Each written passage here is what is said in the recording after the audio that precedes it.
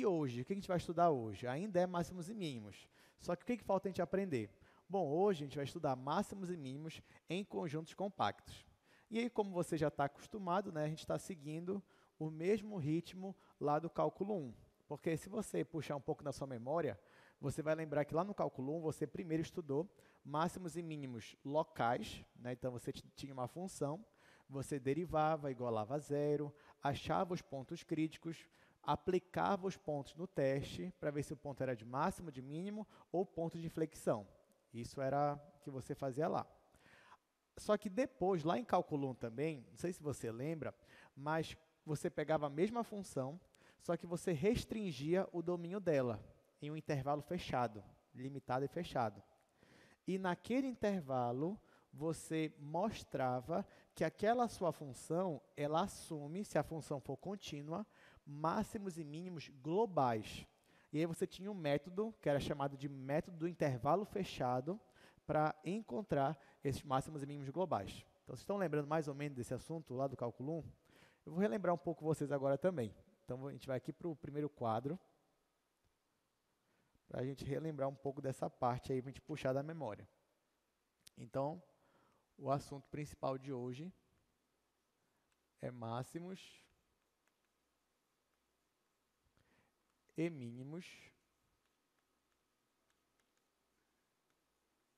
em compactos, ou seja, em conjuntos compactos.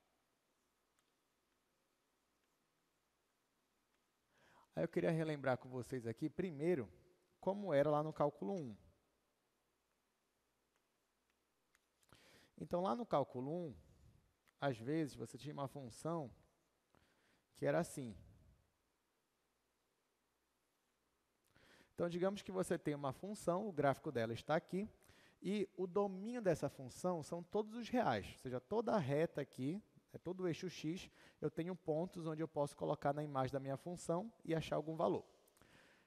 Nesse caso aqui, se você tivesse uma função desse tipo, e eu pedisse para você, olha, encontre para mim os extremos.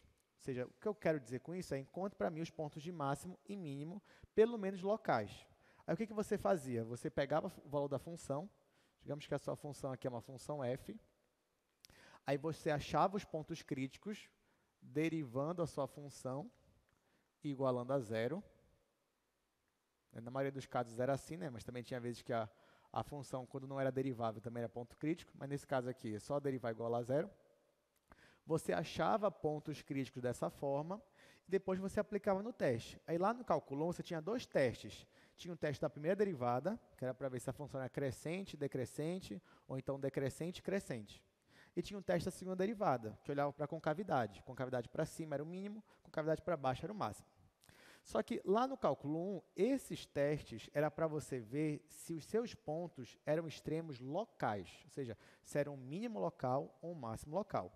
Nesse exemplo que eu coloquei aqui no quadro, a gente já percebe, por exemplo, que bem aqui, cujo domínio, né, o domínio é nesse pontinho bem aqui, ó, x1, em x1 eu tenho um máximo. Só que nesse caso, esse máximo aqui é um máximo local, porque ele não é o maior valor que a função pode assumir. Tanto que a função ela cresce aqui, ó, indefinidamente. Ao mesmo tempo, bem aqui, nesse ponto, que no domínio eu vou chamar de x2, eu também tenho um mínimo local. Só que tanto o máximo quanto o mínimo só são locais, eles não são globais. Eu tenho pontos maiores e menores que eles. Então, até aqui, mesma coisa do que a gente já estava fazendo no cálculo 2. Só que lá no cálculo 1, chega um momento que você fala assim, olha, a partir de agora, eu vou restringir o meu domínio. Eu não quero que o domínio seja todos os reais. Eu quero que o domínio seja um intervalo fechado. E aí, digamos que o intervalo, nesse caso, seja daqui até aqui. Ou seja, o intervalo vai ser a partir daqui, vou chamar isso aqui de A, até aqui, vou chamar isso aqui de B. Quando eu restringo o meu domínio a apenas o intervalo fechado, que eu estou chamando de AB, é óbvio que o meu gráfico já não vai ficar inteiro, vai ficar só um pedaço do gráfico que eu tinha antes. Então, nesse caso aqui, por exemplo, o gráfico ele vai começar aqui e ele vai terminar aqui. E daqui para cá, ó, eu apago, que não tem mais gráfico. Daqui para cá eu também vou apagar, porque não tem mais gráfico. Então, agora que eu restringi a minha função a esse intervalo fechado de A até B, eu obtive apenas um pedaço do meu gráfico. Aí eu pergunto para vocês, antes de eu restringir, eu não tinha máximo e mínimo global, não tinha. Agora que eu restringi, eu tenho um mínimo global, eu tenho um máximo global, sim ou não? A resposta é sim. Então, como o meu gráfico se resumiu a apenas esse pedaço aqui, fica fácil de eu enxergar qual é o meu valor máximo e qual é o meu valor mínimo. Nesse caso aqui, ó, o meu valor máximo ficou aqui. Esse é o ponto mais alto que a minha função consegue chegar. E o meu valor mínimo ficou esse daqui, isso absoluto. Então, esse daqui é o menor valor que a minha função ela pode chegar. É claro que aqui eu só dei um exemplo, só para ilustrar esse problema. Mas lá no cálculo 1, você aprende um teorema. Esse teorema é importantíssimo. E o nome do teorema é teorema de Weierstrass. O teorema de Weierstrass, ele diz que se você tem uma função contínua em um intervalo fechado e limitado, então sempre nesses casos você vai ter o máximo e o mínimo global. Ou seja, o máximo e o mínimo eles vão ser atingidos em algum ponto nesse intervalo. Então, é isso que diz. O que chega a ser intuitivo, né? Porque você pode imaginar, bom, você pega uma função, ela é contínua, então ela não tem salto, ela não tem assíntotas verticais, ela não tem nada disso. Você pega uma função lá contínua e você restringe ela a um intervalo fechado, não a um intervalo aberto, fechado. Então, nesses casos, fica intuitivo que um gráfico de uma função dessa só pode ter máximo e mínimo, isso geometricamente falando. Um exemplo é esse que eu dei aqui agora para vocês, no caso, essa figura aqui que eu mostrei. Tá, ok. Então, você aprendia, pelo teorema de Weierstrass, que toda vez que a sua função era contínua e o intervalo era fechado, você tinha um intervalo fechado, então, com certeza, você tinha o máximo absoluto e o mínimo absoluto. Só que lá no cálculo 1, você aprendia que não basta você saber que existe, pelo menos para aquilo que você estava estudando. Na época, você também queria descobrir quem eram esses pontos, quem era o ponto de máximo e quem era o ponto de mínimo. Então, lá você aprendia um passo a passo para descobrir como calcular o máximo absoluto e o mínimo absoluto. E esse passo a passo era o que vocês chamavam lá de método do intervalo fechado. Resumidamente, como é que funcionava esse passo a passo? Está aqui, você tinha uma função. O primeiro passo era você encontrar os pontos críticos. Então, esse daqui era o primeiro passo do método intervalo fechado. Depois que você encontrava os pontos críticos, no segundo passo, o que você fazia? Você calculava o valor da sua função nos pontos críticos. Nesse meu exemplo aqui, eu achei um ponto crítico e 2 pontos críticos. Então, eu pegava esses pontos, x1 e x2, e jogava na função. Então, aqui, por exemplo, eu calculava quanto era o f de x1 e calculava quanto era o f de x2. Estão lembrando agora desse método que vocês faziam? Tá, então, continuando. Aí, por exemplo, nesse meu caso aqui, bora dizer que o f de x1 é 2. Bora dizer que o f de x2 é menos 1. Só que aqui, gente, você já pode afirmar, então, que 2 é o valor máximo e menos 1 é o valor mínimo? Não, você não podia afirmar isso. Ah, professor, mas esses dois são os únicos pontos críticos, então só poderia ser eles. Não. Lá no método, você calculava o valor da função nos pontos críticos, mas você também tinha que calcular o valor da função nos extremos do seu intervalo, ou seja, na fronteira do seu conjunto. Nesse caso aqui, como o meu domínio é somente o intervalo, então a fronteira do intervalo são os extremos dele, é onde ele começa e onde ele termina. Então, na hora que você fosse comparar aqui, você também tinha que calcular o valor da função nos extremos, ou seja, o valor de f em A, que é esse extremo aqui, e você também tinha que calcular o valor de f em B. Então, digamos que aqui você calculou o f de A, ele deu 1,8. Calculei o f de B, digamos que deu 5. Aí sim, depois que você calculava o valor da função nos pontos críticos que você achou e depois que você calculava o valor da função nos extremos, ou seja, na fronteira do seu conjunto, lá do seu domínio, aí sim, agora você tinha condições de comparar os valores e dizer quem é o máximo global e quem é o mínimo global. Então, por exemplo, nesse caso aqui, eu obtive 4 valores. Desses 4 valores, qual é o maior daqui? É o valor 5. Quem é o menor valor daqui? É o valor -1. Então, com isso, eu identificava. Aí eu olhava aqui, olha, esse -1 aqui, ele é o mínimo. Já esse daqui, o 5, ele é o máximo.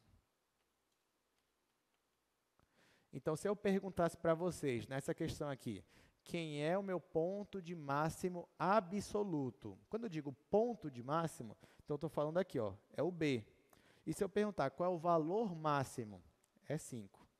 Se eu te perguntar qual é o ponto de mínimo, é o x2. Qual é o valor mínimo? -1.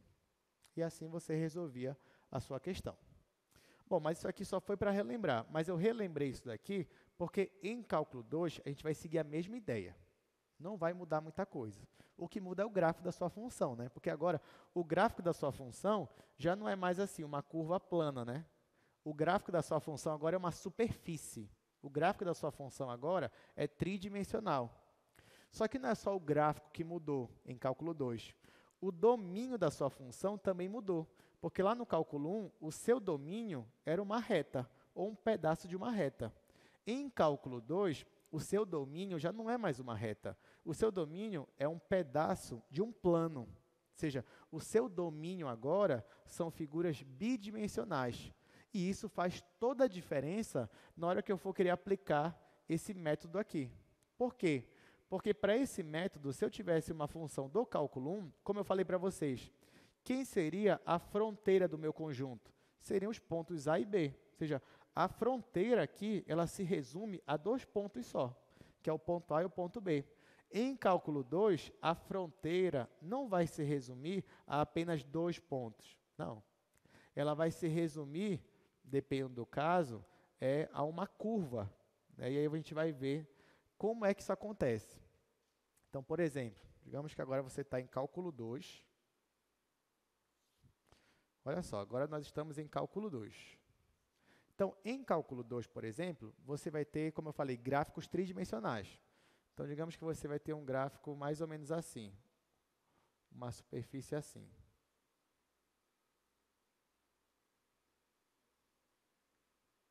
Digamos que isso daqui é um pedaço de uma superfície, é um gráfico de uma função, né? Só que é só um pedaço porque ela está restrita a uma parte do domínio dela. Então, digamos que o domínio dela está aqui embaixo.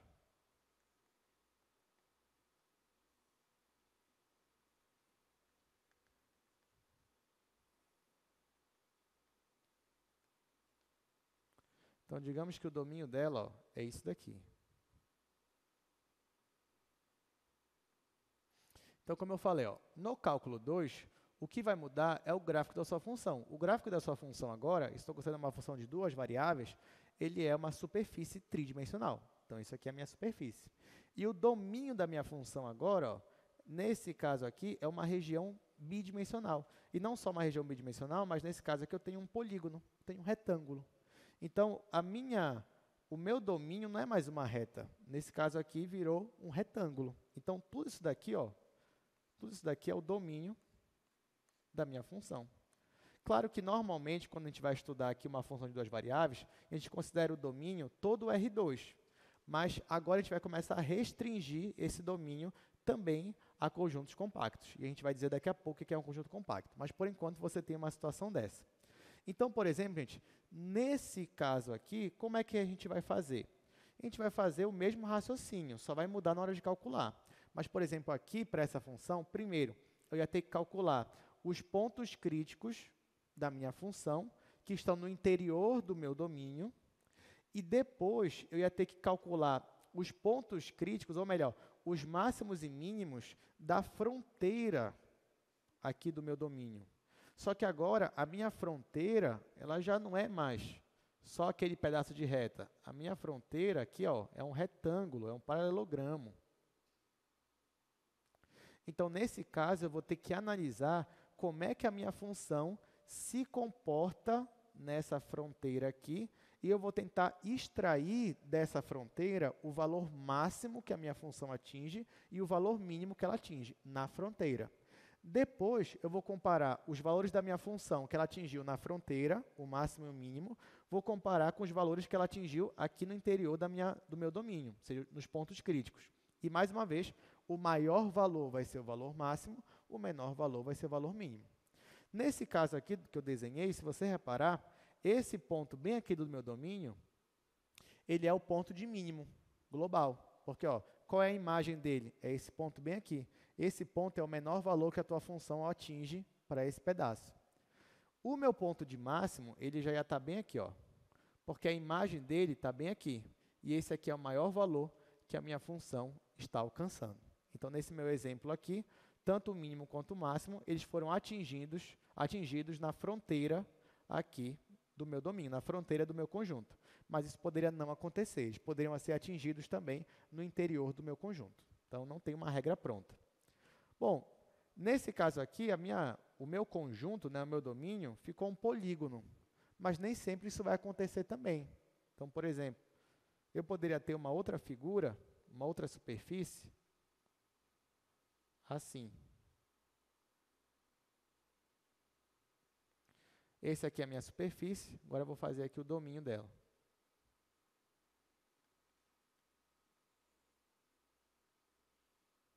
Então, por exemplo, nesse segundo caso aqui, mais uma vez, eu tenho uma superfície, mas o domínio dela não é todo R2. Não, o domínio dela está restrito a essa figura aqui, que é o círculo e a circunferência.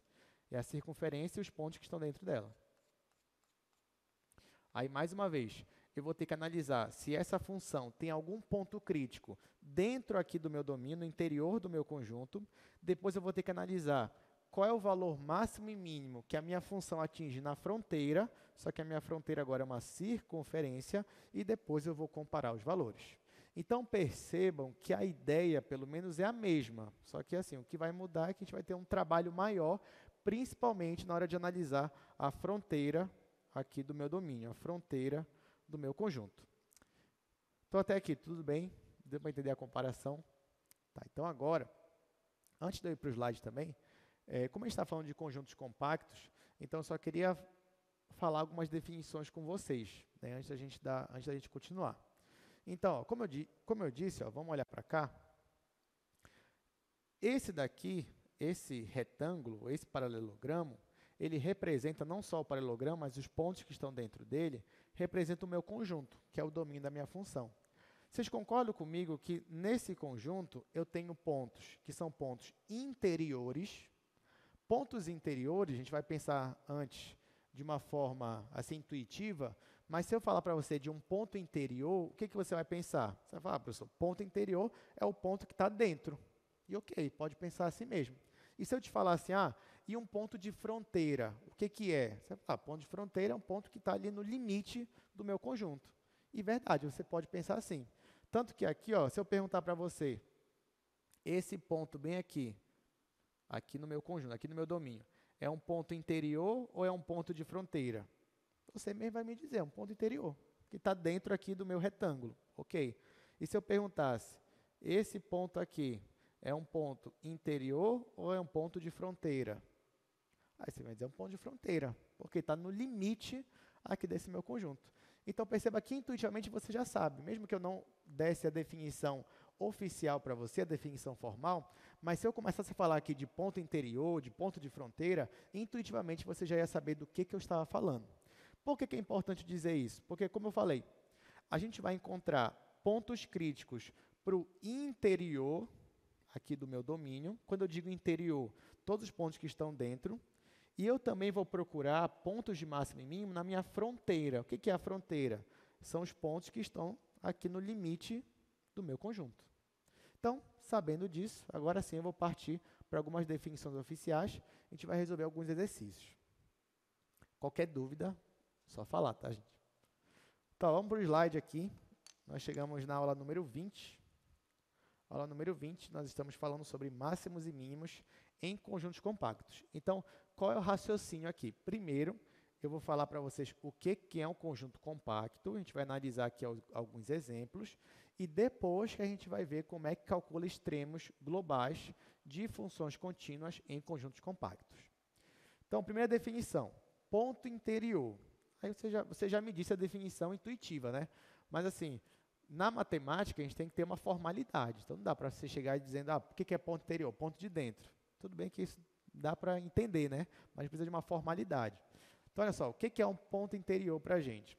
Um ponto interior, ele vai ser chamado assim quando existir uma bola aberta, ele vai ser o centro dessa bola, e a gente vai dizer, desculpa, aqui já está dizendo, que é uma bola aberta que está contida no conjunto A. Então, ó, presta atenção. Um ponto é interior quando existe uma bola aberta de centro nele, raio R, que está contida, está dentro do próprio conjunto A. Isso é um ponto interior. E aqui ele está dizendo que o conjunto de todos os pontos interiores, aqui ele está falando que A é um conjunto aberto quando todos os pontos de A são pontos interiores. Então, bora aqui para o quadro, rapidamente, só para a gente entender essa definição. Aí você vai dizer, professor, não entendi nada, ele está falando de bola aberta, não sei o quê. Bora voltar aqui para esse meu desenho. Nesse meu desenho aqui, você percebeu que eu perguntei desse pontinho bem aqui. Eu falei para você, gente, esse ponto aqui é um ponto interior? Você me disse sim. Por quê? Porque está dentro do meu conjunto, dentro do meu retângulo. E você acertou. Mas, formalmente, um ponto interior é aquele ponto que, quando você pega aqui, você considera ele como sendo o centro de uma bola aberta. Por exemplo, vou fazer aqui uma bola aberta. Ó, eu fiz uma bola aberta e o centro é ele mesmo. E eu te pergunto, essa bola aberta que eu fiz, ela ainda está completamente dentro do meu retângulo? Sim. Então, quando eu consigo fazer isso, eu posso afirmar que esse ponto aqui é um ponto interior. Aí você ia me dizer, professor, mas se eu aumentasse o raio, essa bola não ia ficar toda dentro do retângulo. Não, tudo bem.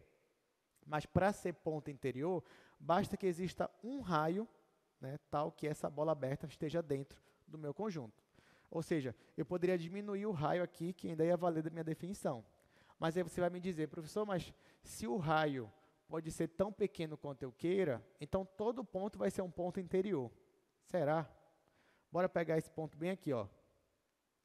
Tenta fazer aqui, o desafio vai ser tentar desenhar uma bola aberta de centro nele, de modo que essa bola esteja dentro do meu retângulo.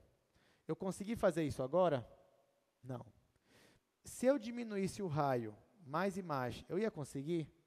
Nesse caso, não. Por quê? Porque, nesse caso aqui, para qualquer bola aberta que eu pegar, essa bola ela sempre vai ter pontos de dentro do meu conjunto e pontos de fora do meu conjunto. Isso é o que caracteriza esse ponto aqui como um ponto de fronteira. Outra definição que eu disse lá é de um conjunto aberto. Um conjunto ele vai ser aberto quando todo ponto do conjunto for um ponto interior. Nesse caso aqui, esse conjunto ele não é aberto, porque, por exemplo, esse ponto aqui, ele não é um ponto interior e ele faz parte do conjunto. Então, já não seria um conjunto aberto. Tá? Então, isso aqui são só algumas definições iniciais. Outra definição, ponto de fronteira. E nesse caso, já até comentei agora com vocês. Então, a gente vai dizer que x0 e y0 é um ponto de fronteira quando toda bola aberta conter pelo menos um ponto que está no conjunto e um ponto que está fora do conjunto. E o conjunto de todos os pontos da fronteira de A é chamado de fronteira de A. Né? Então, todos os pontos de fronteira, eles formam um conjunto, esse conjunto eu vou chamar de fronteira. Outra observação. Assim, antes, bora fazer aqui alguns exercícios. Então, agora que você entendeu o que é os pontos de fronteira, o que é os pontos interiores, o que é a fronteira de um conjunto, a gente vai treinar aqui nesse exercício. Então, olha só. Nesse exercício aqui, eu vou te dar um conjunto e eu vou pedir para você determinar a fronteira desse conjunto.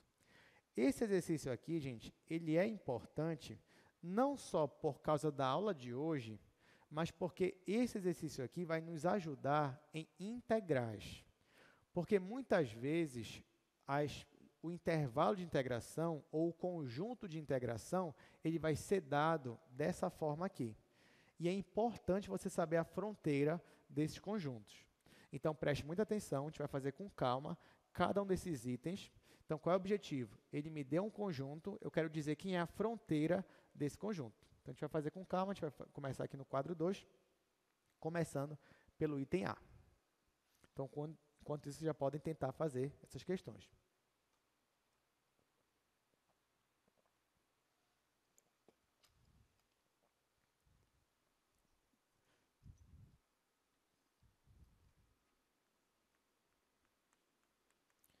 Então, o primeiro exercício é só para a gente dizer a fronteira desses conjuntos.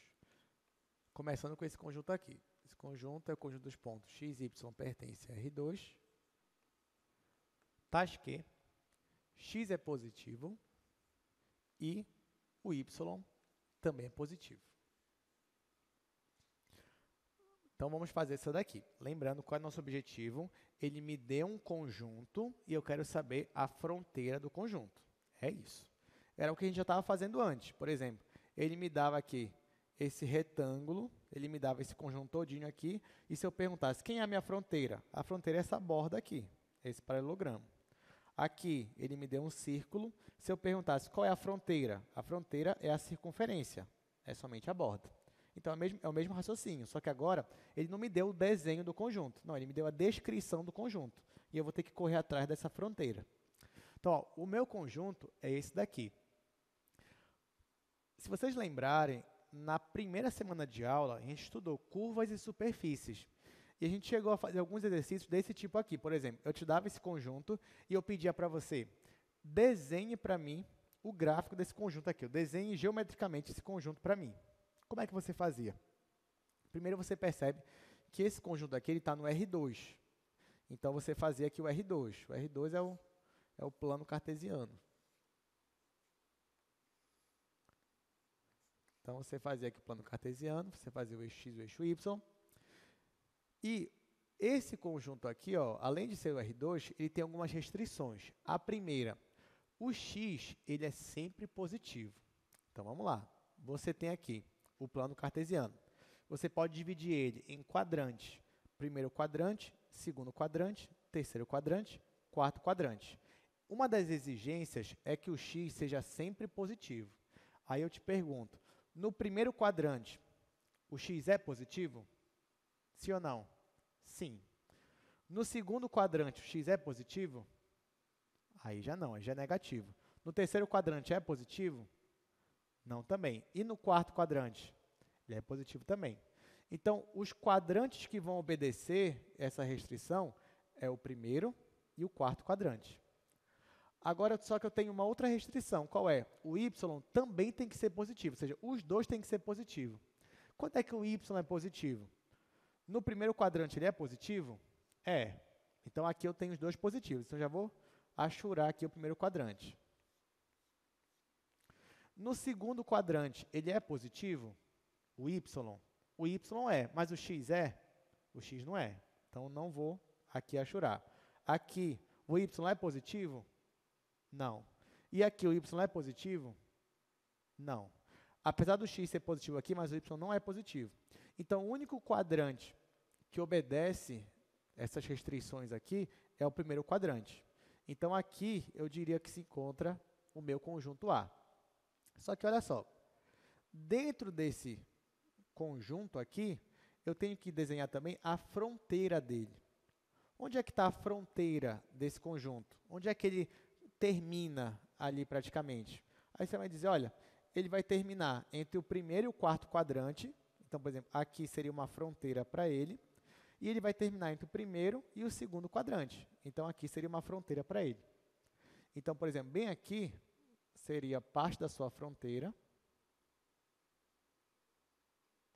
E bem aqui seria parte da sua fronteira.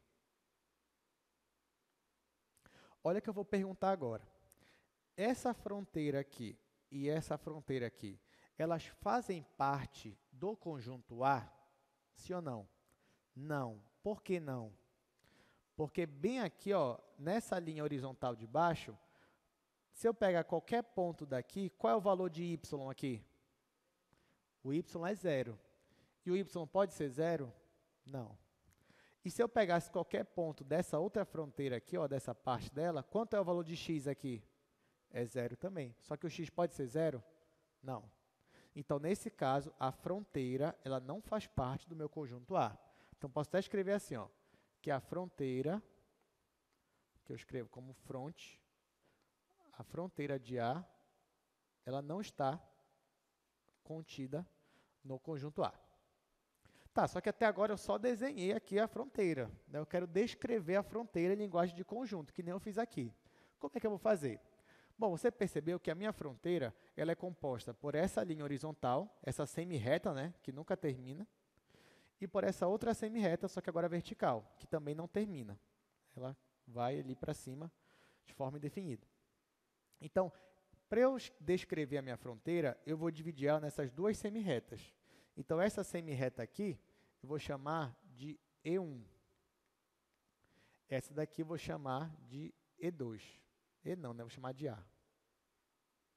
Já que o meu conjunto é A, então eu vou chamar isso aqui de A1 e vou chamar esse outro pedaço aqui da fronteira de A2. Então, perceba o que eu estou fazendo.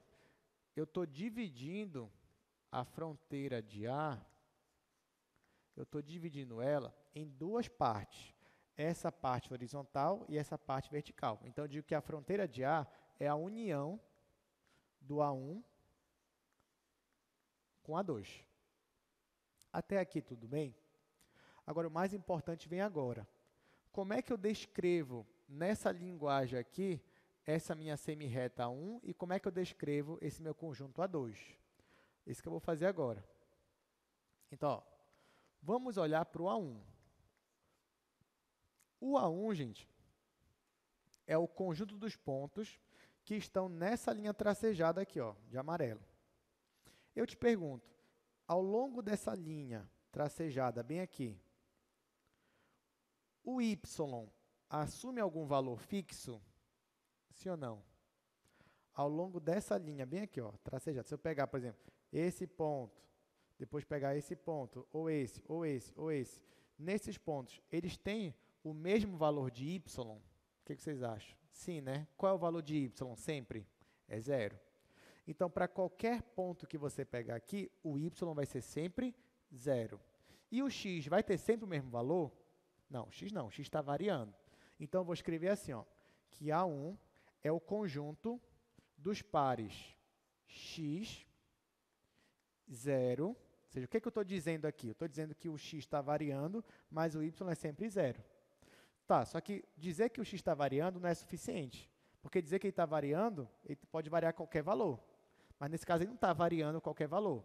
X está variando só de 0 em diante. Aqui, ó, x só está de 0, x aqui só pode estar de 0 em diante. Então, nesse caso aqui, eu coloco que o A1 vai ser o conjunto dos pontos x0, tais que x. Aí aqui, gente, tem que tomar um cuidado, porque logo de cara você pode pensar, pessoal, aqui é x maior que 0. Tudo bem, você não está errado de dizer que x é maior que 0, já que essa é a condição aqui. Mas perceba que eu estou falando da fronteira do meu conjunto. A fronteira do meu conjunto. E eu te pergunto, a origem, ela faz parte do conjunto? Sim ou não? Não. Mas ela faz parte da fronteira do meu conjunto? O que vocês acham? A origem faz parte da fronteira do meu conjunto? Aí é só você pensar, o que é fronteira mesmo? O que é um ponto de fronteira? Pega uma bola aberta de centro nela. Faz uma bolinha bem aqui, ó. Nessa bolinha que eu peguei, eu tenho pontos que estão dentro do meu conjunto? Sim ou não? Sim, esse pedacinho bem aqui. E eu tenho pontos que estão fora do meu conjunto? Tenho também. Então, sim, a origem é um ponto de fronteira. Então, o ponto 0, 0 também faz parte da fronteira. Então, por causa disso, aqui eu posso afirmar que o x ele também pode ser 0. Tá? Porque aqui eu estou falando da fronteira do meu conjunto, não do meu conjunto em si. Então, aqui, ó, o y é sempre 0 e o x está variando como maior ou igual que 0. Agora, eu vou fazer o A2. O A2 é a minha reta vertical, começando aqui no 0. Nessa reta vertical, o meu x é sempre zero e o y está variando de zero em diante. Como é que eu escrevo isso? Eu escrevo assim. Esse conjunto é o conjunto dos pares, onde x é sempre zero e o y que está variando. Então, é o conjunto dos pares, 0 e y. Tais que o y está variando, mas a partir de quanto? A partir do zero. Então, tais que y é maior ou igual que zero. Pronto. E agora eu consegui descrever a minha fronteira completamente. Conseguiram entender? Muito bem, então agora a gente vai fazer outros exercícios, mas a ideia aqui é sempre a mesma. A gente vai fazer o exercício B agora. Então, a gente vai voltar aqui para o slide, só para ver o exercício. O B ele é bem parecido com o A, na verdade. Eu acho que vou até fazer ele do lado do A. Letra B. Conjunto dos pares ordenados. Tais que x é maior ou igual que zero e y é maior ou igual que zero. Pronto, então agora bora aqui para o item B. Aqui eu só omiti pertence a R2, mas não tem problema. Então, B é o conjunto dos pares ordenados, tais que x é maior ou igual que zero, y é igual ou maior que zero. Aqui você vai perceber que o raciocínio é quase o mesmo. A única diferença é a seguinte, ó. Se você prestar atenção, quando eu fizer aqui o plano cartesiano, qual é a minha exigência? O x tem que ser não negativo e o y também. Então, nesse caso, eu vou ficar de novo com o primeiro quadrante, já que aqui no segundo quadrante o x é negativo, ele não pode ser negativo. Aqui no terceiro, o meu y é negativo e o x também, nenhum dos dois pode ser negativo. E aqui no quarto quadrante, o meu y é negativo, ele não pode. Então, eu vou ficar de novo com o primeiro quadrante.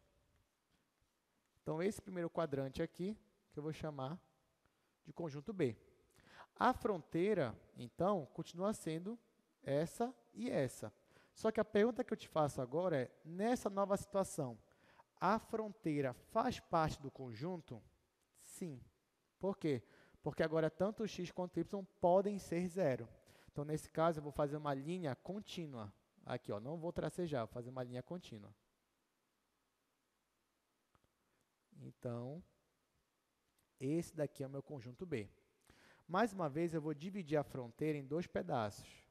Esse daqui eu vou chamar de B1 e esse aqui eu vou chamar de B2.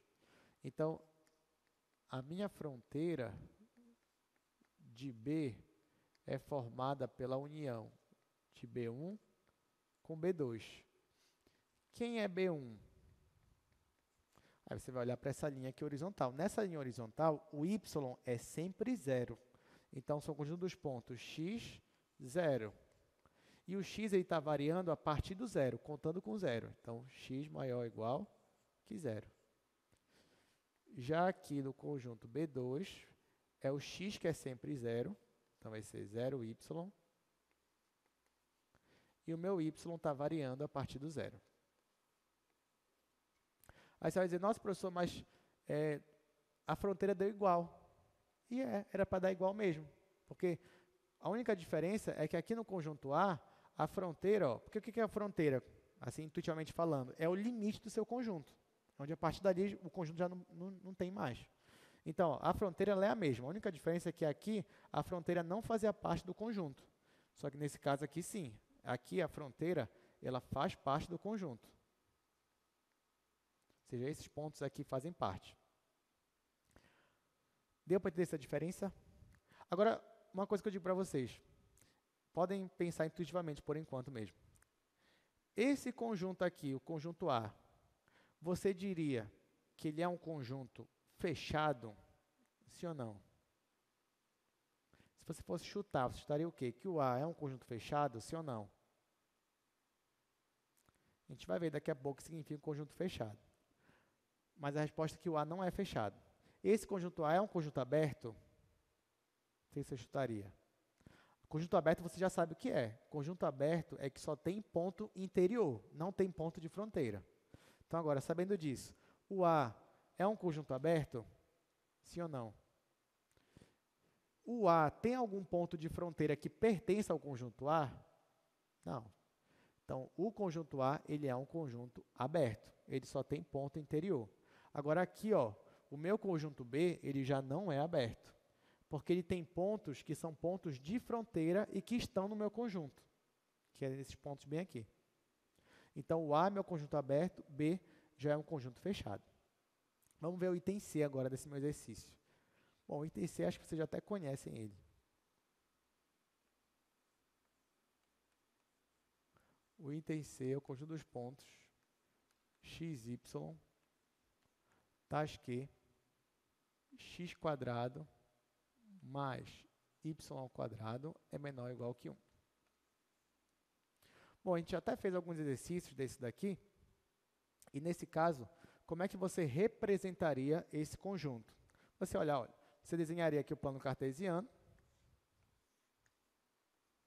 aqui o x, y, e perceba que o que eu quero são os pontos do plano que satisfazem essa inequação. Se no lugar da inequação tivesse uma equação, isso aqui seria o quê, geometricamente falando? Uma circunferência. De centro onde? Na origem e raio 1. Então, eu pegaria aqui, faria uma circunferência de centro na origem raio 1. E esse aqui seria alguns pontos desse conjunto. Só que não é só igual a 1, é igual ou menor que 1. Então, esse conjunto são os pontos que estão na circunferência e dentro da circunferência. Então, o meu conjunto C seria esse conjunto aqui todinho. Então, isso daqui seria um conjunto C. Agora, a pergunta é, qual é a fronteira do conjunto C? Bom, se o conjunto C é o disco todo, tudo isso daqui, quem é a fronteira dele? A fronteira só é a borda dele. Ou seja, a fronteira é só a circunferência. Como é que você representaria isso? Você poderia representar assim. Que a fronteira de C são os pontos x, y,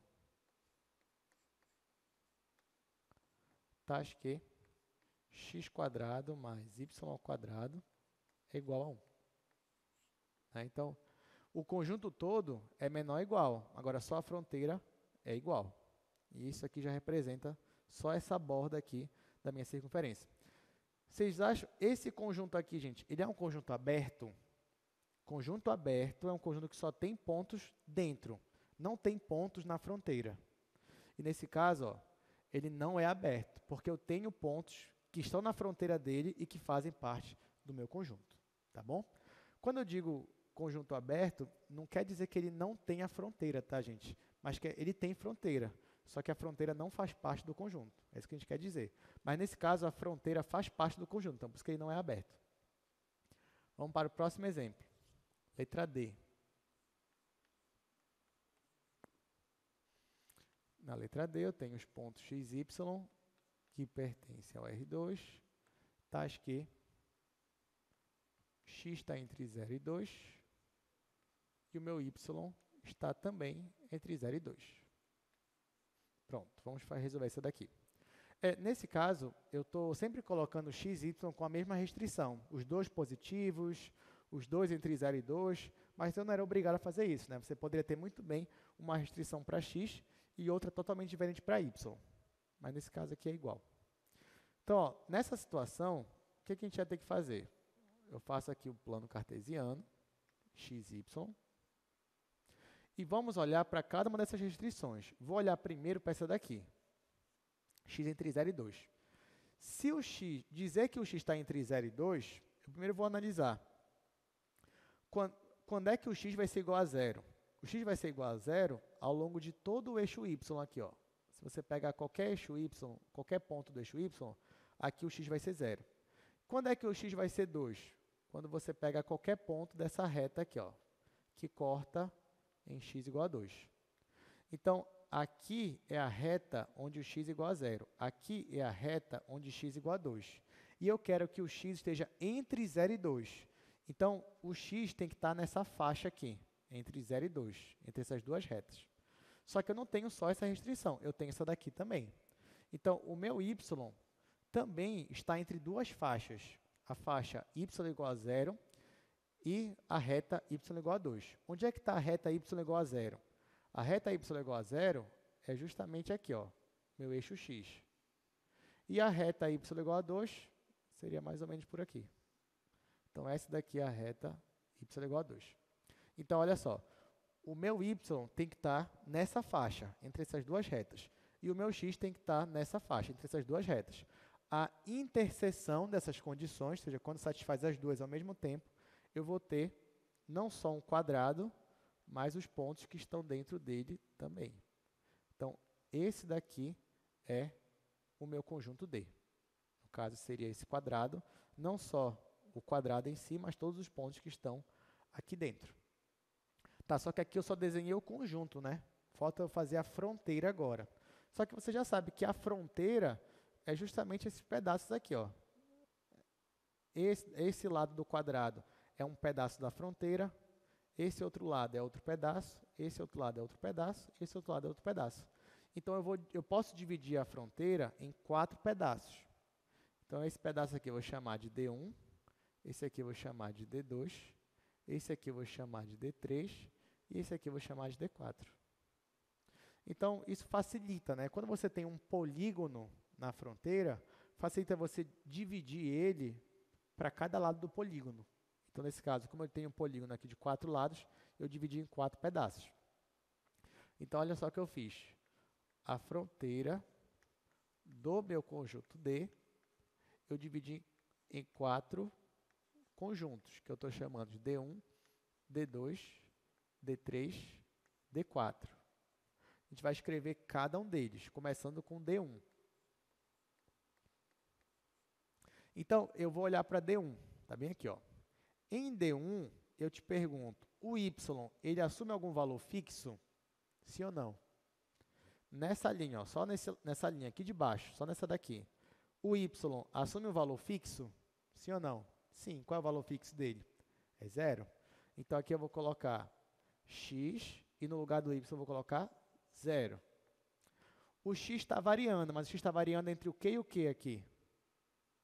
O x está variando entre o que e o que? Entre 0 e 2. Então, são os pontos x0, tais que x está entre 0 e 2. Agora, vamos olhar para o D2, essa reta aqui vertical, que vai daqui até aqui, ó. Lembrando que vai daqui até aqui. Então, no caso do D2, se você reparar, nessa reta aqui, é o x que vai ser sempre 0. Então, eu escrevo aqui 0, y. E o meu y está entre 0 e 2. Então, coloco 0 menor ou igual que y, que é menor ou igual que 2. Vamos olhar agora para a linha de cima, para essa aresta aqui de cima, ó, D3. Nessa aresta aqui de cima, que eu tenho uma reta horizontal, o meu y, ele assume algum valor fixo nessa aresta de cima? O que você acha? O meu y assume um valor fixo? Assume, 2. Né, ó. Qualquer ponto que você pega aqui, o y sempre é 2. Então, aqui eu vou escrever assim, eu vou escrever x, no lugar do y eu vou colocar 2. E o meu x está variando entre 0 e 2. Por último, aqui na borda D4, aqui no D4 é o meu x que está fixo em 2 e o meu y está variando. Então, vou colocar assim, o x é 2, o y está variando e o y está variando entre 0 e 2. Pronto, finalizamos essa questão. Aqui, gente, deu para entender? Se tem alguma pergunta, essa daqui é muito importante para a gente, porque a gente ainda vai ver ela ainda hoje, né? A gente vai resolver uma questão envolvendo ela, e isso aqui também envolve alguns assuntos de integral. Tá? Então, está tudo certo, e se não estiver certo, podem perguntar. Vamos para o último exercício agora, o quinto, que é a letra E.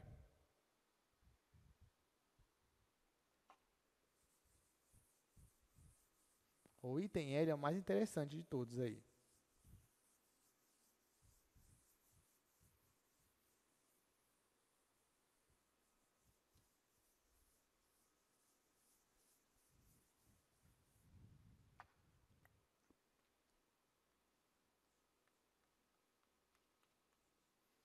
O item E é o conjunto dos pontos que estão no R2, tais que 0 menor ou igual que x, menor ou igual que y, que é menor ou igual que 8 menos x. Pronto. Vamos lá, vamos tentar resolver isso daqui. E aqui a gente vai fazer com calma. Vou logo fazer aqui o plano cartesiano. Deixa eu fazer de novo.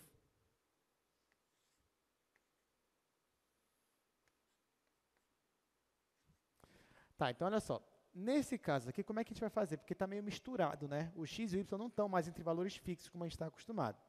Bom, então a primeira coisa que eu quero que você perceba aqui é que tanto o x quanto o y, a gente pode afirmar que eles são maiores ou iguais que zero, correto? Então, x é maior ou igual que zero, y é maior ou igual que x, então y também é maior ou igual que zero. Então, nisso daqui, só com essa primeira parte, eu já poderia afirmar que esse meu conjunto, ele está no primeiro quadrante, que é quando os dois são positivos ou não negativos. Agora tá, então no primeiro quadrante, beleza. Que outras informações eu posso tirar daqui? Nota o seguinte, vamos olhar aqui para o y. Você concorda comigo que o y ele está entre duas funções, entre a função x e a função 8 menos x? A função x, como é a cara dela? Como é o gráfico dela? Como é a forma dela geométrica? Ela é uma reta. Crescente ou decrescente? Crescente. Então, o x está acima dessa reta, e o y está acima dessa reta, e esse mesmo y está abaixo dessa função aqui. Essa função aqui também é uma reta? Sim ou não? Sim. Só que essa aqui é uma reta o quê? Decrescente. Então, na verdade, o meu y ele está entre duas retas. Uma que é crescente e a outra que é decrescente. Então, se eu conseguir desenhar essas retas, fica fácil para mim achar onde é que está o meu y. Então, eu vou fazer isso. Ó, de azul, eu vou desenhar aqui a reta x. A reta y igual a x é a reta crescente, a identidade. Então, ela corta a origem. Ela seria mais ou menos assim. Agora, a reta 8 menos x é uma reta decrescente. Essa reta aqui, gente, ela corta o eixo y em qual valor? Essa reta aqui corta o eixo y em qual valor? Valor 8. Então, aqui eu vou desenhar ela de rosa. E aqui seria mais ou menos assim. Pronto. Então, lembrando, eu estou no primeiro quadrante, então vou olhar só aqui para o primeiro quadrante. E eu quero olhar o y. O y, ele está acima da reta azul e abaixo da reta rosa, ao mesmo tempo. Então, o único espaço onde o y está acima da reta azul e abaixo da reta rosa ao mesmo tempo, seria esse espaço bem aqui, ó. Ó, porque a partir daqui, mesmo que ele esteja acima da reta azul, mas ele não vai estar abaixo da reta rosa. Então, o único espaço é esse daqui. Então, ó, a minha figura é essa daqui, que também deu um polígono, só que agora me deu um triângulo. Então, só ajeitando aqui. Então, essa daqui ficou a minha figura. Então, ó, como eu tenho um triângulo, eu tenho 3 vértices, né? Esse primeiro vértice aqui é a origem. Esse vértice aqui, gente, ó, como eu até perguntei para vocês, ela corta o eixo y no 8. Então, esse valor aqui é o 8, por causa dessa função aqui. E eu tenho esse vértice aqui também, que é importante eu saber qual é esse vértice. Esse vértice é o ponto de encontro das duas funções. Como é que eu descubro esse ponto? Eu vou igualar essa função com essa. Vai ficar x igual a 8 menos x. Resolvendo isso daqui, eu vou descobrir que x igual a 4. Então, na verdade, esse pontinho bem aqui é o ponto em que x igual a 4. Em y, que ponto é esse daqui? Como é que eu faço para descobrir? Eu jogo na função. Que função? Essa ou essa? Tanto faz. Se você jogar aqui o x igual a 4, vai ficar 4. E se você jogar aqui o x igual a 4, vai ficar 8 menos 4, que também é 4. Então, na imagem, essa função aí ó, também tem o valor 4. Então, pronto. Tudo isso eu fiz só para desenhar o meu conjunto. Não desenhar a fronteira dele ainda. Vou fazer isso agora. Desenhar já está desenhado, né? O desenho da fronteira é essa borda aqui. Agora, falta descrever a fronteira. Então, nesse caso, gente, eu vou dividir isso aqui em E1, é 2, é 3. Como é um triângulo, então dividir aqui em 3 lados. Então, a fronteira do meu conjunto é... eu dividi em 3 pedaços. É 1, é 2, é 3. Quem é o E1? Olha, o E1 é essa reta aqui crescente, ó, que vai daqui até aqui. Nessa reta crescente, eu te pergunto o seguinte: o x tem algum valor fixo nessa reta crescente? Não. E o y? Tem algum valor fixo? Também não. E aí, o que eu vou fazer agora? Bom, apesar do x e y não terem valor fixo, mas nessa reta acontece alguma coisa interessante. O que é? O y sempre é igual a x. Sim ou não? Já que é reta de identidade. Então, na verdade, nesse conjunto aqui, os pontos vão ser x, x, já que y é igual a x. Então, vou ter isso daqui. Então, esse é o conjunto dos pontos, x, x. Só que o x está entre o q e o q, gente. O x aqui, ele assume quais valores nesse pedaço aqui? 0 e 4. Então, aqui eu coloco 0 menor ou igual que x, menor ou igual que 4. Vamos ver E2 agora. Bom, no caso do E2, eu tenho essa reta vertical, então o x é sempre 0. Só o y que está variando. O y varia entre 0 e 8. Então, o x é sempre 0, o y está variando, só que o y está variando entre 0 e 8. Por último, eu tenho essa reta aqui decrescente. Aqui os dois estão variando, porém, eu sei que nessa reta decrescente, o y ele sempre é 8 menos x. Então, aqui são os pontos onde x é x e o y é 8 menos x. E, mais uma vez, para essa reta aqui, o x está de novo entre 0 e 4, aqui no domínio. Então, eu coloco x entre 0 e 4. Com isso, finalizamos todas as fronteiras. Alguma pergunta? Tá tudo ok? Tá, então agora que você já sabe, né, assim, você já sabe o que é um conjunto aberto, o que é uma fronteira de um conjunto, como é que você descreve a fronteira, então agora sim nós podemos falar sobre conjuntos compactos, já que é o nosso objetivo principal dessa parte aqui. Então, olha só, gente. No Rn,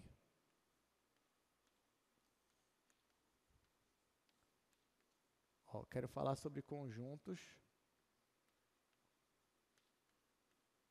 compactos. Aqui eu vou fazer uma breve descrição, na verdade. Então, no Rn, o que acontece? Isso vale para R1, R2 e assim por diante. Um conjunto, ele vai ser compacto se e somente se ele for limitado e fechado. Tá? Então, falar de um conjunto compacto, eu estou falando de um conjunto que é ao mesmo tempo limitado e também fechado. Então, grave isso na sua cabeça. É claro que aqui eu fiz questão de colocar Rn, porque essa relação de equivalência, ela só ocorre para conjuntos, para espaços de dimensão finita. Tá? Por exemplo, qual é a dimensão da reta? Ela tem dimensão 1. Qual é a dimensão do plano? Tem dimensão 2. Qual é a dimensão do espaço? Nosso espaço aqui é 3. Nosso espaço aqui é tridimensional. Qual é a dimensão do R5? 5. Qual é a dimensão do Rn? N. Então, nesse caso, para qualquer espaço Rn, a dimensão dele vai ser finita. Então, quando a dimensão é finita, isso aqui acontece. Agora, quando a dimensão é infinita, isso aqui já não acontece mais.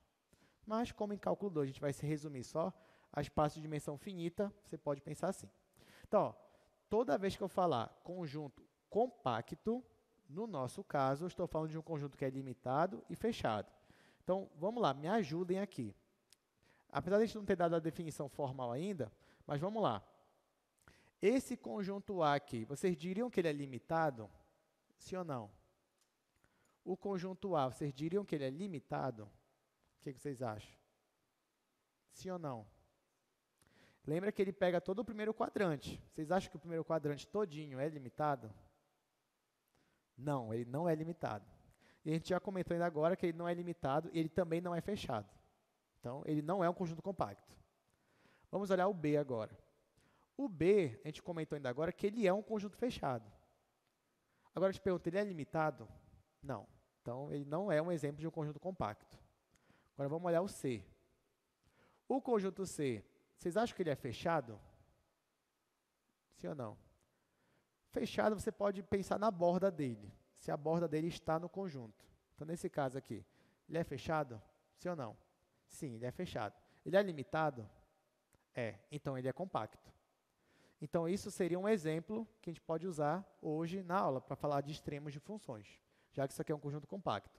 Bora olhar o D agora, o quadrado aqui. Ele é fechado? O que vocês acham? É. Ele é limitado? É também. Então, ele é compacto.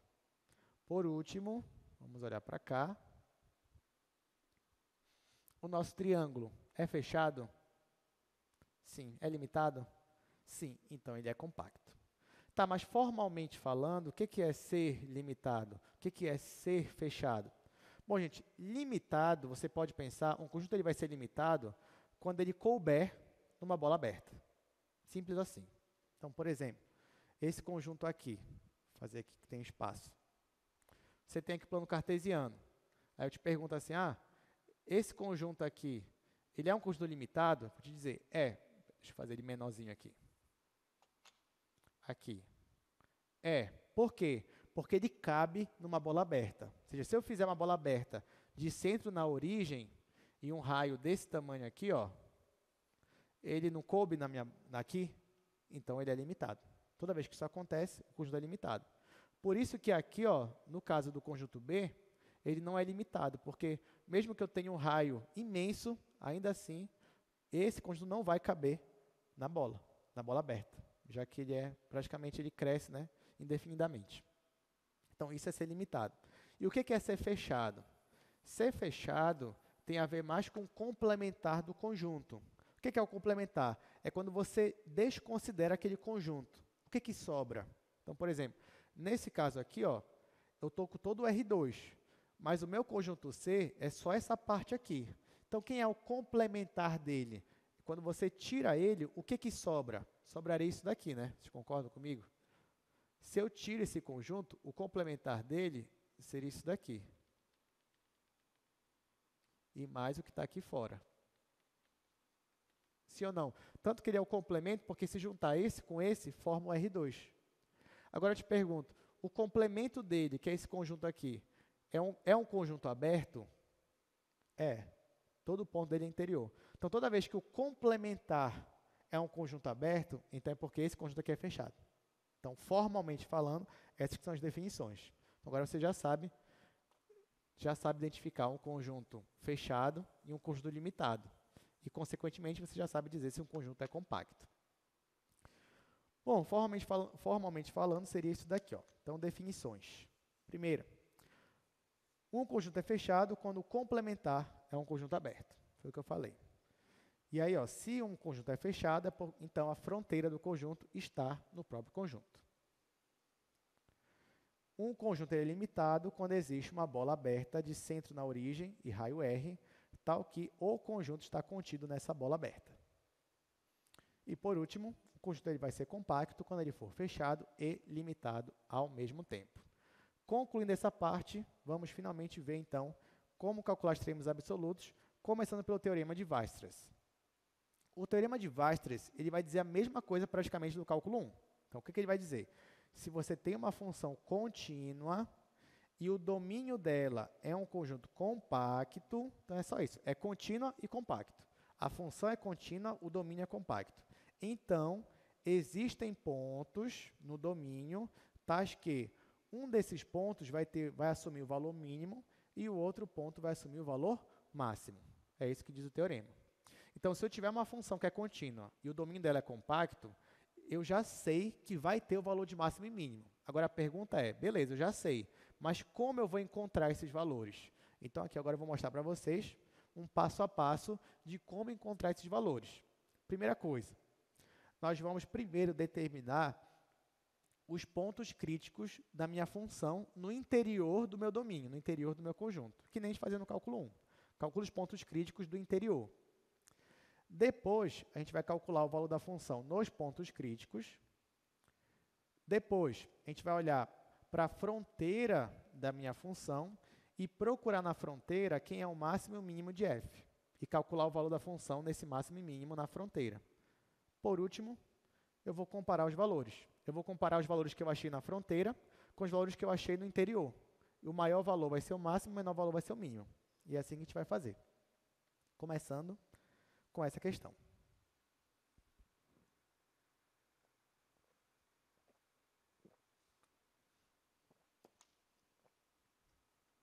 Então, vamos lá. Vou fazer...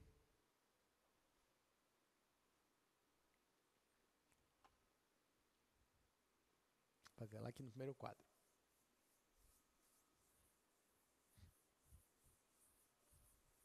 Então, olha só, gente, a partir de agora, é um passo a passo que a gente vai fazer.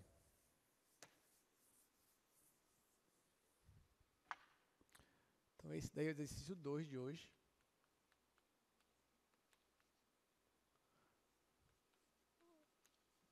A minha função é essa função aqui, 2x² mais y² menos 2xy mais x menos y.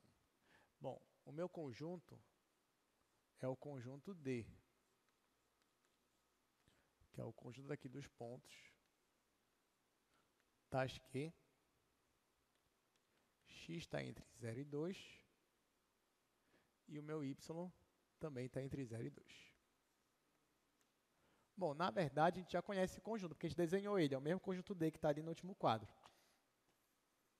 Então, pelo menos essa parte a gente já fez. Se você não soubesse qual era o conjunto, a primeira coisa que você teria que fazer é desenhar o conjunto, para saber onde é que você está trabalhando. Tá, então, numa questão dessa, ó, eu tenho uma função f, essa função ela é contínua, porque ela é polinomial, e esse meu conjunto aqui, a gente já viu que ele é compacto.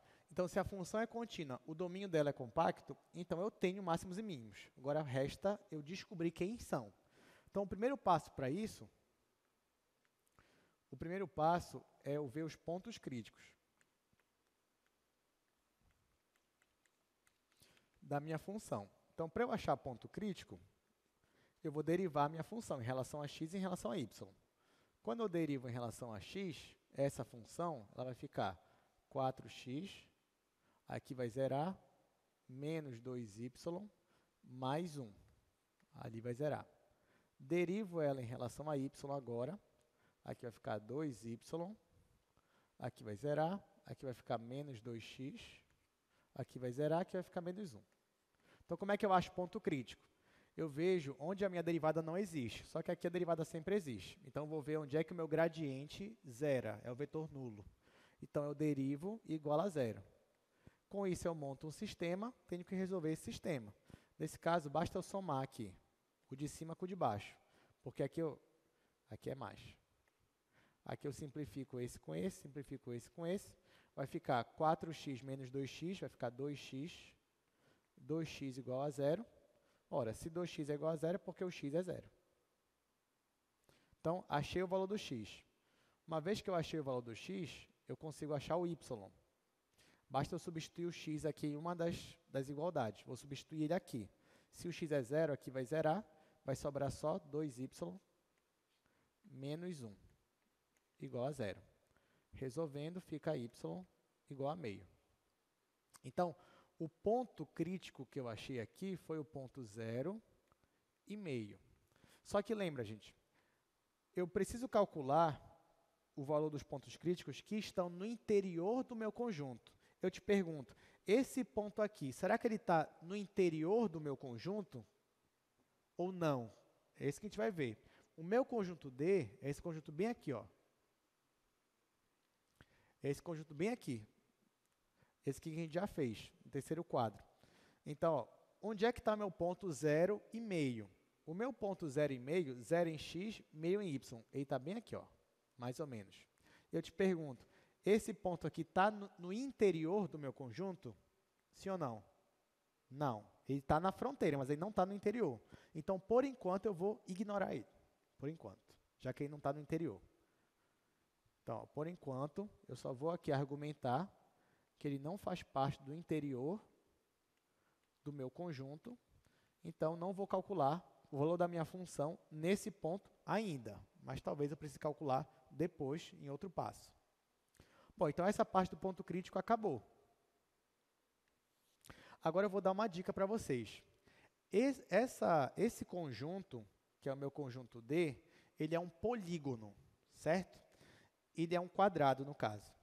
Toda vez que você tem lá no seu domínio o conjunto ser um polígono, e você vai ter que dividir esse polígono em 3 partes, 4 partes, depende de quantos lados tem o seu polígono, aí eu vou te dar uma dica.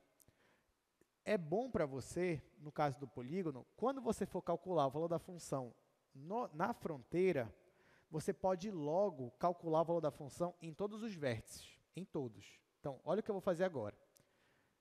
Eu já vi tudo que eu tinha que ver no interior, que seria achar ponto crítico. Agora, eu vou ter que analisar a fronteira, ou seja, só essa parte aqui do quadrado mesmo. E eu vou ter que analisar a fronteira, só que essa fronteira eu dividi em 4 pedaços. Então, eu vou ter que analisar cada pedaço. Só que, além disso, como isso aqui é um polígono, eu tenho vértices. Vocês concordam comigo, ó, que os vértices eles não formam os extremos de cada aresta? Aqui, aqui, aqui, aqui. Então, para economizar tempo, eu vou logo calcular o valor da função nesses vértices. Porque quando eu for calcular nas arestas, eu não vou precisar perder tempo calculando aqui nos extremos delas, porque eu já calculei anteriormente. Então, é isso que eu vou fazer agora. Eu vou calcular o valor da função nos vértices da minha fronteira. Então, ó, segundo passo, nesse caso que eu tenho um polígono,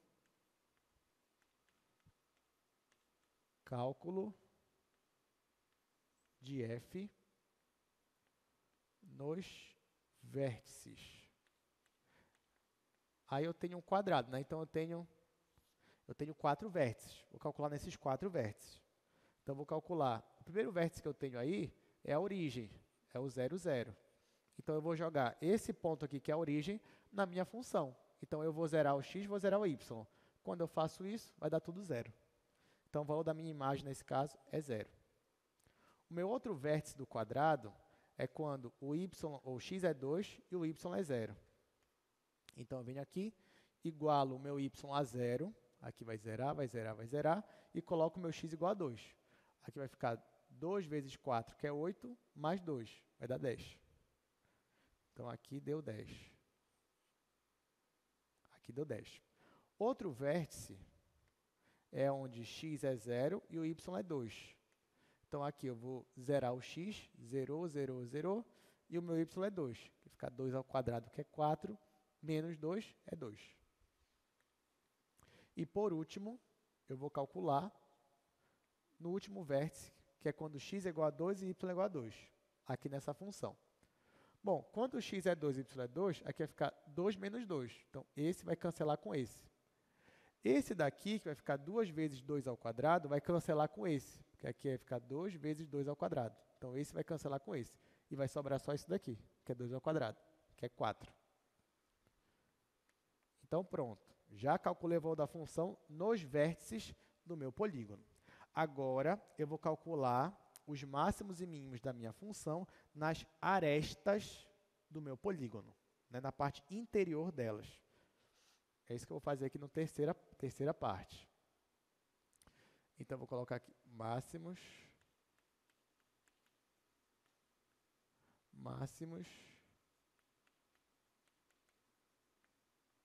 e mínimos nas arestas. Bom, eu tenho 4 arestas, que eu chamei de D1, D2, D3 e D4. Vou ter que calcular para cada uma separadamente. Estou começando aqui com D1. Quem é D1? São os pontos onde o y é sempre 0 e o meu x está entre 0 e 2.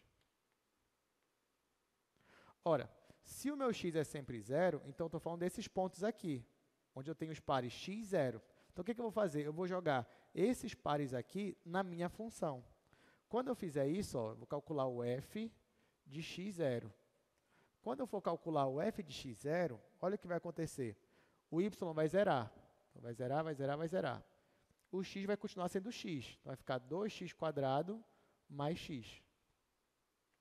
2x² mais x.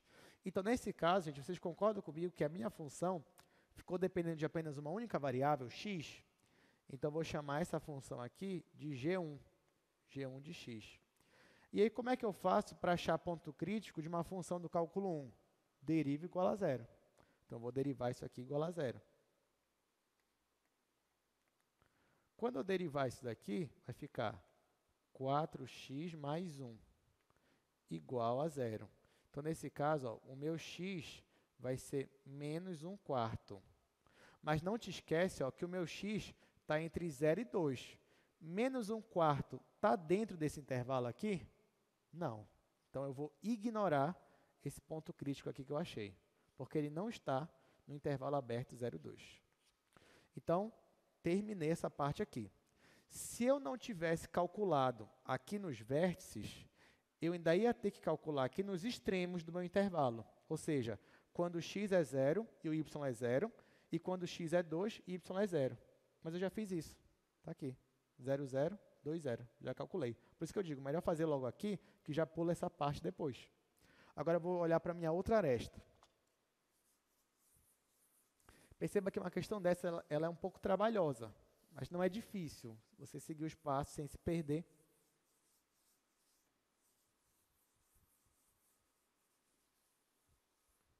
Então, eu vou olhar agora para a minha segunda aresta, que é a aresta D2. Nessa aresta, o x é 0 e o y está variando entre 0 e 2. Bom, se o x é sempre 0, como é que vai ficar a minha função? Vai ficar o f de 0y. Aí você pega a sua função e zera onde tem x. Quando você faz isso, o que vai sobrar? Vai sobrar só y² menos y. Então, essa nova função fica uma função que só depende de y. Então, eu vou chamar ela de g2. Aí, o que eu faço? Cálculo 1, deriva igual a 0. Então, vou derivar aqui essa função. A derivada dela é 2y menos 1 igual a 0. Com isso, eu acho que o meu y é igual a meio. Meio está dentro do intervalo de 0 a 2? Tá. Então, nesse caso, eu não vou ignorar esse ponto crítico. Não vou. Ao invés disso, eu vou calcular o valor da função para ele. Ou seja, eu vou calcular o f de 0 e meio. Bom, o f de 0y é y² menos y. Então, o f de 0 meio vai ser meio ao quadrado menos y. Meio ao quadrado é 1/4. Menos meio, isso aqui vai dar menos 1/4. Tá? Então, guarda essa informação que mais tarde a gente vai comparar esses valores. Vamos para a terceira aresta agora. A terceira aresta, que a gente chamou de D3, o que acontece nela? O x está variando e o y é sempre 2. O x está variando entre 0 e 2. Então, como é que vai ficar a função para esse par ordenado? Vai ficar f de x2. Então, lá no primeiro quadro, eu vou voltar para a minha função, só que agora onde tem y, eu não vou colocar 0, eu vou colocar 2. Então, olhando lá para a minha função, vai ficar 2x², eu coloco 2x², aí lá é mais y², só que y é 2, então vai ficar 4, mais 4, menos 2 vezes x vezes y, que é 2, então vai ficar menos 4x, mais x menos y, que é 2, então vai ficar menos 2. Estou olhando ali para a função de cima. Agora que eu substituí y por 2, eu fiquei com essa função aqui. Agora eu vou ajeitar ela. Vai ficar f de x2 igual. Aqui vai ficar 2x² mesmo. Aqui, menos 4x mais x, menos 3x. Mais 4 menos 2, vai ficar mais 2. Então, ó, eu peguei uma função que agora só depende de x. Então, para achar ponto crítico, eu derivo igual a 0. Derivando essa função, vai ficar 4x menos 3 igualando a zero. Quando eu faço isso, isso daqui vai ficar x igual a 3 quartos. 3 quartos está dentro aqui do meu intervalo de 0 a 2? Tá. Então, vou ter que calcular esse valor. Então, vou calcular o valor de f de 3 quartos e o y é 2. Bom, é só olhar para essa função aqui e colocar 3 quartos. Aqui vai ficar 3 quartos ao quadrado, 9 sobre 16, vezes 2, então vai ficar 9 sobre 8. Aqui, menos 3 vezes 3 quartos, então vai ficar menos 9 quartos. E, por último, mais 2. Bom, quando você tira aqui o MMC, aqui vai ficar menos 18, que vai ficar menos 9, e aqui vai ficar 16, que vai dar 7. 7 sobre 8. Então, guarda esse valor. Só ver se é isso mesmo. Aqui vai dar 16, menos 2, tá. Vai dar isso aqui mesmo. Então, o valor aqui deu 7 oitavos. Vamos agora para o última aresta. Na última aresta, você tem o x sendo 2 e o y variando entre 0 e 2. Então, você vai substituir esse par ordenado aqui na sua função. Vai ficar f de 2y. Vamos voltar para a minha função lá no primeiro quadro, a minha função f, onde eu tenho 2x², só que o x é 2, então vai ficar 2 vezes 4, que é 8. Então, aqui eu vou ter 8, mais y², mais y². Depois, menos 2xy, então vai ficar menos 4y. Depois, mais x, então mais 2, menos y. Vou ajeitar isso daqui. Então, f de 2y vai ser igual a y², menos 4y menos y é menos 5y, 8 mais 2 é 10. Então, daqui. Isso aqui é uma função que só depende de y, então eu vou derivar igual a zero. Quando eu derivo essa função, vai ficar 2y menos 5, e quando é igual a zero, eu acho que y é 5 sobre 2. 5 sobre 2 pertence ou não pertence ao intervalo de 0 a 2? Não pertence, porque 5 sobre 2 é 2,5. Aí não pertence. Que bom, né? Porque a gente não precisa calcular para esse valor aqui. Ó, esse daqui que a gente achou pertencia. Esqueci de colocar aqui. Pronto, fizemos para todas as arestas, calculamos todos os máximos e mínimos de todas as arestas. O último passo agora é a comparação. Eu vou comparar todos os valores que eu achei. Então, quais foram os valores que eu achei? Desde o início, olha só, aqui no início, eu achei esse ponto crítico, mas aí não estava no interior, então não calculei valor nenhum. Aqui, eu já calculei os valores dos vértices. Então, eu achei o valor 2, achei o valor 4, o valor 0 e o valor 10. Então, aqui eu achei 4 valores. Aqui nessa aresta, eu não precisei calcular valor nenhum, porque estava fora do intervalo. Aqui nessa aresta, aqui na segunda, eu achei o menos 1/4, então esse aqui já é o quinto valor. Aqui nessa aresta, eu achei 7 oitavos. E na última aresta, não achei nenhum. Então, foram 6 valores diferentes. Desses 6 valores diferentes, 7 oitavos, menos 1/4, aqui, 4, 10, 2 e 0. Quem é o maior valor? Desses 6 aí que eu mostrei agora para vocês, quem é o maior? É 10. Então, ó, esse daqui é o maior valor.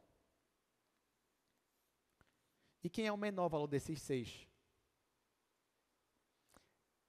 O menor valor não está aqui, né? O menor valor está ali, é menos 1/4. Está aqui no segundo quadro. Então, aqui, ó, esse daqui é o menor valor, comparando todos. Ele é o único que deu negativo dos valores que eu calculei, e o maior valor é 10. Então, esse daqui é o mínimo absoluto e o 10 é o máximo absoluto. Então, agora só falta eu escrever essa minha conclusão.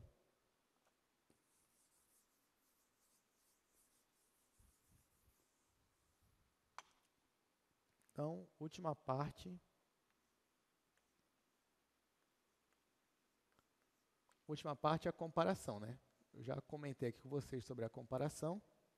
Então, o f de 0, meio, que é igual a menos 1/4, é o mínimo. e f de, ali é 2 e 0, né? Obrigado. 2 e 0, que deu 10, é o máximo. Então, pronto. Então, está aqui. Menos 1/4 é o valor mínimo, 10 é o valor máximo. O ponto 0,5 é o ponto de mínimo e o ponto 2 e 0 é o ponto de máximo. Tudo global, tudo absoluto. Deu para entender, gente? Demorou um pouquinho, mas fazendo com calma, né, você consegue chegar no resultado. Eu queria mostrar para vocês, no GeoGebra, esse gráfico.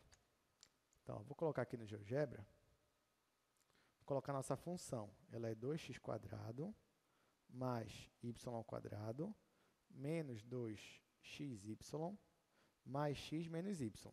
Só que ela está restrita, ó, o x está entre 0 e 2, então não é em todo o domínio dela.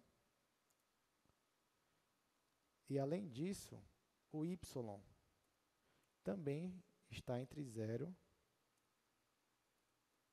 e 2. Então aqui, ó, você tem esta função aqui, essa superfície. Aí a gente achou os valores. O primeiro foi em 0 e meio. E aqui você vai ter f de 0 e meio. Opa, esse aqui não é a função f, ficou a função a, está aqui. Ó, então, esse pontinho bem aqui é o ponto de mínimo.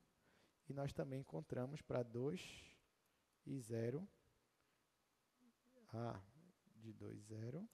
Aqui, ó. Então, ó, esse aqui é a nossa superfície. Aí você percebe que bem aqui, ó, você tem um ponto de mínimo, que é o ponto A. E bem aqui, ó, o B, você tem um ponto de máximo. Esse é o valor máximo global da sua função. Bom, nós temos 10 minutos, mas dá para a gente pelo menos começar a fazer essa questão. Então, olha só, suponha que a função t de xy igual a 4 menos x² menos y² forneça a temperatura de uma placa moldada pelo conjunto. Então, você tem esse conjunto aqui, ele é um conjunto compacto, e essa função ela é contínua. Então, ela tem máximo e mínimo, pelo teorema de Weierstrass. E ele quer que eu determine um ponto de menor temperatura. Tá? Então, ele quer só a menor temperatura. Então, a gente vai fazer até onde der. O resto, vocês conseguem fazer em casa. Mas acho que dá para fazer bastante coisa, pelo menos. Vocês vão ver que nessa daí a gente vai fazer mais rápido, porque a função ela é mais simples, né?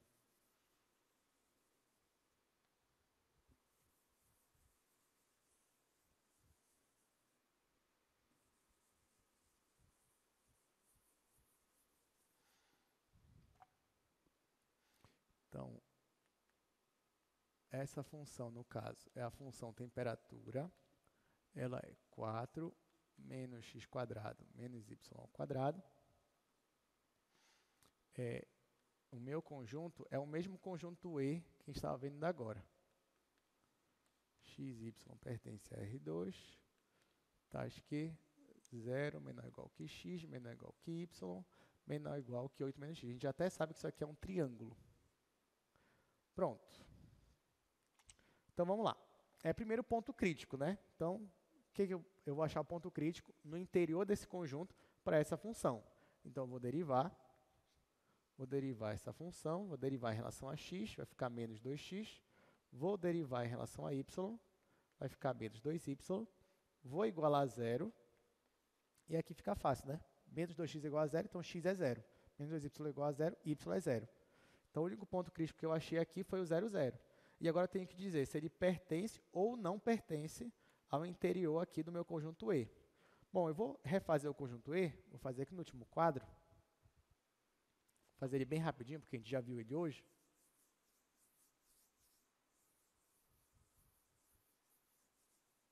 Mas o nosso conjunto E, ele deu esse triângulo aqui.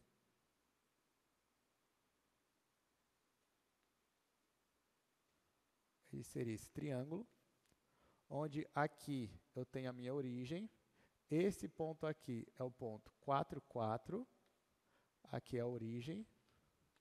E esse último vértice dele aqui é o vértice 0 em x e 8 em y. Então, ó, a gente achou como ponto crítico o ponto 0, 0. E eu te pergunto, o ponto 0, 0 faz parte do interior do meu conjunto? Sim ou não? Do interior, não. Ele faz parte da minha fronteira. Mas se não faz parte do interior, então deixa ele lá, não faço nada com ele por enquanto. Então, vem aqui, ó, digo que ele não pertence ao interior, então deixo assim. Segunda parte, vou calcular o valor da minha função nos vértices. Ali no último quadro já tem os 3 vértices da minha função. É o 0, 0, o 4, 4 e o 0, 8. Então, venho e vou calcular agora. Então, ó, o t de 0, 0, substituo 0, 0 aqui, vai ficar 4. Agora, eu vou calcular o t 4, 4. Então, aqui vai ser 4, aqui vai ser 4. 4 ao quadrado é 16. Aqui também vai ficar menos 32. Menos 32 mais 4 vai ficar menos 28. E, por último, t de 0,8 vai ser igual. X é 0, y é 8. 8 ao quadrado é 64. Menos 64 mais 4, menos 60. Então, aqui eu já tenho 3 valores que eu vou comparar mais tarde. Por enquanto, desses 3, o menor é esse daqui. Esse aqui que está ganhando, por enquanto, de ser a menor temperatura. Mas vamos ver, talvez apareça um outro menor que esse. Agora, a gente vai olhar para as arestas, né? E aí eu tenho 3 arestas. Então, vamos dar nome aqui para elas. Vou chamar isso aqui de E1. Vou chamar isso aqui de E2. Vou chamar isso aqui de E3.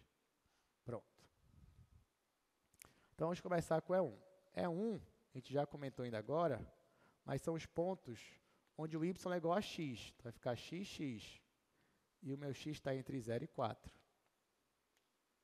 Então, ó, vou colocar esse par ordenado na minha função. Então, vai ficar t de x, x. Quando eu coloco no lugar do y o x, a minha função vai ficar 4 menos 2x², já que y é igual a x. Isso aqui é uma função que só depende de x. Derivo essa minha função. Quando eu derivar, ela vai ficar menos 4x igual a 0, e aí o meu x vai dar 0. Bom, x igual a 0, ele pode até estar nesse meu intervalo, mas ele não pertence ao interior do intervalo, ele pertence ao extremo. Olha, ao interior, ele não pertence, ele pertence só ao extremo. Então, já que ele não pertence ao interior, eu não vou fazer nada com ele. Porque, na verdade, se eu considerar ele como sendo o extremo, o 0, 0, eu já calculei. Por isso que eu sempre calculo os vértices logo, que eu não vou precisar calcular depois, porque o ponto 0, 0 eu já calculei. Então, por isso que aqui eu não vou repetir e calcular de novo. Então, aqui eu não vou fazer mais nada. Próximo. O E2.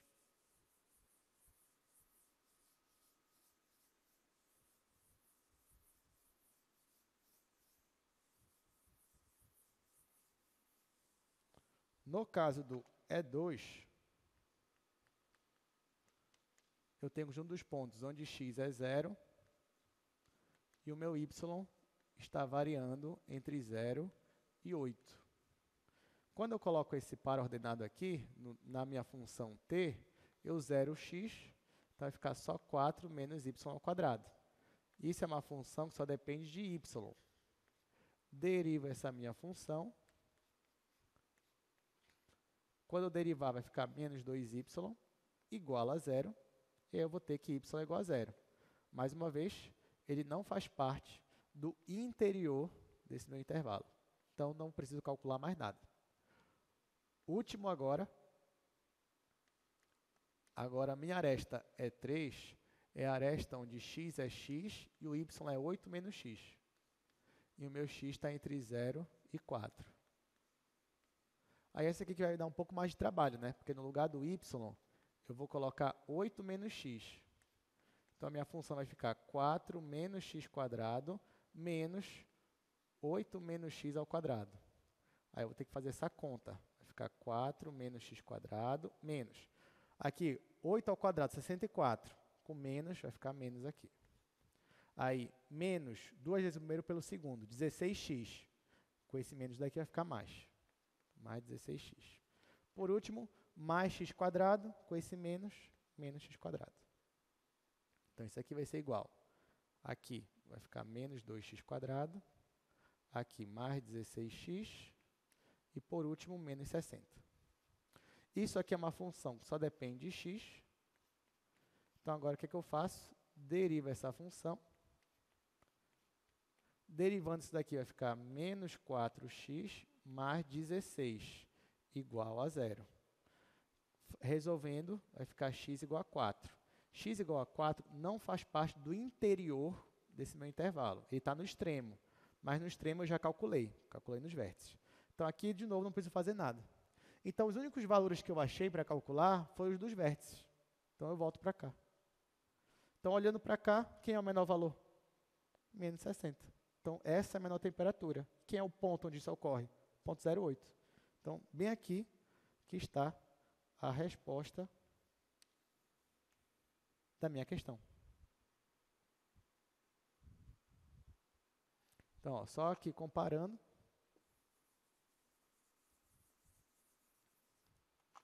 Isso foi no ponto 0,8. Então, T de 0,8 igual a menos 60 graus Celsius é a menor temperatura.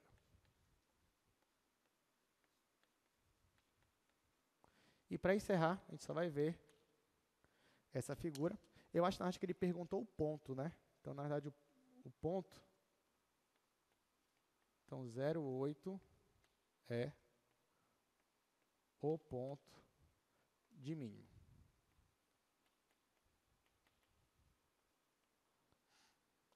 Muito bem, agora para encerrar, eu só vou mostrar aqui para vocês a figura dela.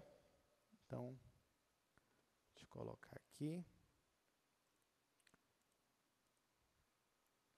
Então, t de xy é igual a 4 menos x ao quadrado menos y ao quadrado. Só que eu vou ter que colocar a restrição. Qual é a restrição? 0 menor ou igual que x, menor ou igual que y, menor ou igual que 8 menos x. Aqui, ó, deixa eu só ajeitar aqui.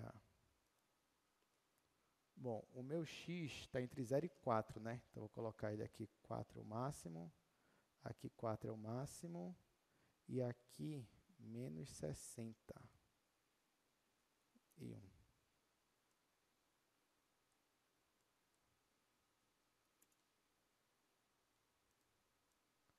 Bom, então aqui eu tenho a minha função. Eu vou colocar o ponto que a gente achou agora, que foi o ponto 0, 8 e t 0,8. Cadê meu ponto? Ah, tá, está para cá. Está aqui, pronto. Então, essa aqui é a minha superfície, e esse pontinho aqui, que é meu ponto 0,8, é onde eu tenho a menor temperatura. E essa aqui é a superfície da minha função. Tudo bem, gente? Alguma dúvida? Então, é isso. Obrigado pela presença de vocês. A gente se vê novamente na segunda-feira. Sexta-feira, aula de monitoria e segunda chamada para aqueles que solicitaram. Então, até mais.